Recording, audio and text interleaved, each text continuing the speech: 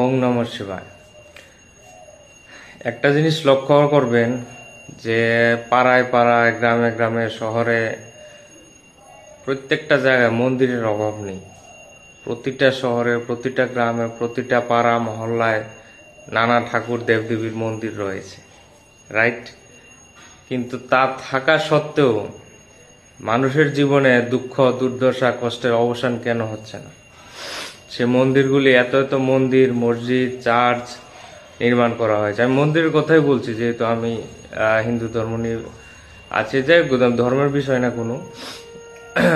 এত মন্দিরগুলা সবকিছু থাকা সত্ত্বেও কেন মানুষের চেতনা আজ এরকম অবস্থায় আছে? মানুষ কেন আজ এত দুঃখ, কষ্ট, দুর্দশায় আছে? তার কারণ হচ্ছে মানুষের চেতনার অধপতনের মূল কারণ হচ্ছে মন্দিরগুলিতে প্রসাদ দেওয়া হয়।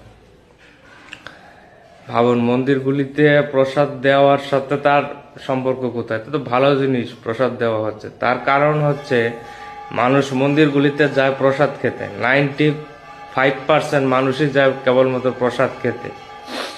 সেই মন্দিরগুলিতে হওয়া উচিত গান বিতরণের কেন্দ্র, অন্নদানের কেন্দ্র না। অন্নদান হচ্ছে আর একটা সেকেন্ডারি জিনিস। প্রাইমারি জিনিস হচ্ছে আমাদের গান, উইজডমের জন্য, নলেজের জন্য। প্রত্যেকটা মন্দির হওয়া উচিত স্পিরিচুয়াল উইজডম, গানের কেন্দ্র। কিন্তু সেখানে গানের কোনো নামগন্ধ থাকে না।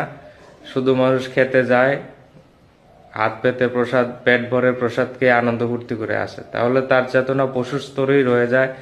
জীবন সম্পূর্ণ দুঃখ, কষ্ট, হতাশা। সর্বপ্রথম মন্দিরগুলিতে প্রসাদ দেওয়া বন্ধ করা উচিত। হ্যাঁ, চেতনার যদি দুইটা অপশন হয়, ওয়ার্কশপ করো, 50,000 টাকা, 1,00,000 টাকার ওয়ার্কশপ রাখো। মানুষ যখন টাকা পয়সা দিয়ে, যারা এলাইট লোক টাকা পয়সা দিয়ে ওয়ার্কশপ করতে যাচ্ছে, তারা সিরিয়াসলি করে, প্রসাদ খায়, অন্ন খায়, সবকিছু ফেসিলিটি আছে। তাদের মেইন উদ্দেশ্য, মোটিভ হচ্ছে উইজডম গ্রহণ করা, যার দ্বারা জীবনকে পরিবর্তন করব, আমাদের সোল ইভলিউশন হবে, আপলিফমেন্ট হবে।